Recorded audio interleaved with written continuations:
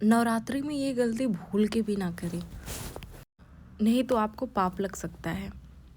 नवरात्रि में कभी भी भूल के नींबू नहीं काटना चाहिए। क्यों नहीं काटना चाहिए? इसके पीछे धार्मिक पौराणिक दोनों ही कारण है। आइए जानते हैं इसके बारे में कि नींबू क्यों नहीं काटना चाहिए। आप सबको पता है कि नवरात्रि में माता दुर्गा की पूजा होती है और ये 9 दिन बहुत ही पवित्र माने जाते हैं, जिसमें कि नहीं तामसिक भोजन, नहीं गंदगी की जाती है, साफ़ सफाई से पूजा होती है। बहुत सारे लोग 2 ही व्रत रखते हैं, स्टार्टिंग के और एंडिंग के, और बहुत सारे लोग 9 दिन के व्रत रखते हैं। तो 9 दिन में आपको नींबू नहीं काटना चाहिए। नींबू ना काटने के पीछे बहुत कारण है। अगर आप ये कारण सुनेंगे तो आप खुद चौंक जाएंगे कि कभी आप खुद भी नींबू नहीं काटेंगे नवरात्र में। और जो लोग ऐसा करते हैं ना, तो वो लोग ध्यान दें इन बातों का कि नवरात्रि में कभी नींबू ना काटें। क्यों नहीं काटना चाहिए, आइए जानते हैं। ये जो नवरात्रि का 9 दिन है बहुत पवित्र माना जाता है। और नींबू जो होता है, नींबू को कई जगहों पे तंत्र मंत्र, नकारात्मक ऊर्जा दूर करने में लिया जाता है। मान्यता है कि नवरात्रि के जो 9 दिन होते हैं ना, उसमें सात्विक शुद्धता बनाए रखनी चाहिए, ना कि नींबू का उपयोग करें। देखो, नींबू नहीं काटना चाहिए और खट्टे पदार्थों का कम से कम उपयोग करना चाहिए। नवरात्रि में ज़्यादा खट्टे पदार्थों का भी उपयोग नहीं करना चाहिए। आध्यात्मिक मान्यता है कि नींबू को ऊर्जा खींचने वाला फल माना जाता है।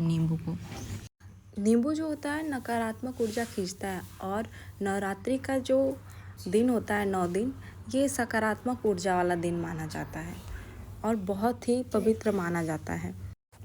ये 9 दिन जो होते हैं नवरात्रि के, ये देवी का वास माना जाता है। और नींबू काटना, जो सकारात्मक ऊर्जा होती है ना, उसमें बाधा आती है, इसलिए नींबू नहीं काटना चाहिए।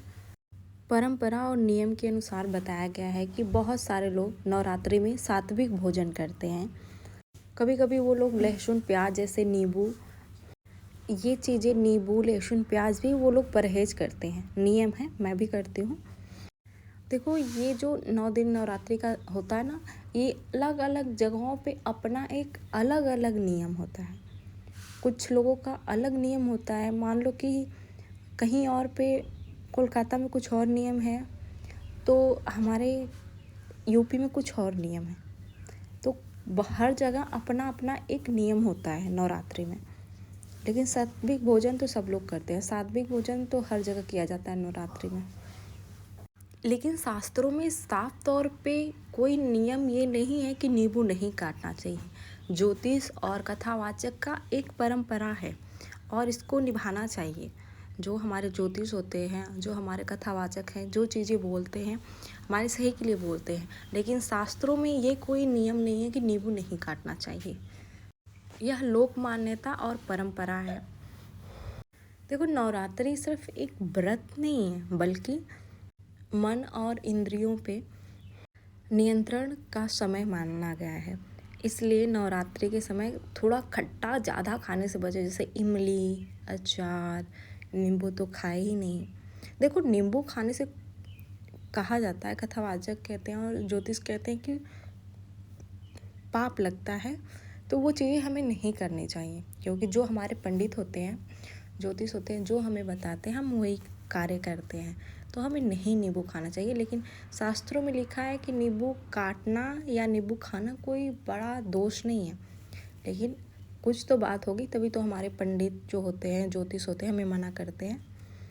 नवरात्रि में हल्का भोजन करना चाहिए और कम मसाले वाला। नवरात्रि का भोजन सादा होना चाहिए। कम मसालेदार भोजन और सादा सात्विक भोजन करने से पूजा में एकाग्रता बढ़ती है। और नवरात्रि में मैंने बताया है कि अपने घर के दरवाजे पर हल्दी का स्वास्तिक अवश्य बनाएं। और आज एक स्वास्तिक अपने दरवाजे पे बनाए हैं तो 9 दिन उसी को, मतलब उसी पे स्वास्तिक बनाएं। थोड़ा सा हल्दी ले लें, उसमें गंगा जल मिला के वो स्वास्तिक बनाएं। इससे आपके घर पे नकारात्मक ऊर्जा जो होती है वो बाहर चली जाती है, सकारात्मक ऊर्जा घर में प्रवेश करती है। और आपके घर में माता लक्ष्मी का वास होता है तो अपने मुख्य द्वार पे हल्दी का स्वास्तिक अवश्य बनाएं। और ये वीडियो सबके पास शेयर करें कि सबको जानकारी मिले कि हल्दी का स्वास्तिक क्यों बनाना चाहिए। और मैंने इस पर शॉर्ट वीडियो भी डाला है, आप जाके फुल वॉच करेंगे तो जानकारी मिल जाएगी।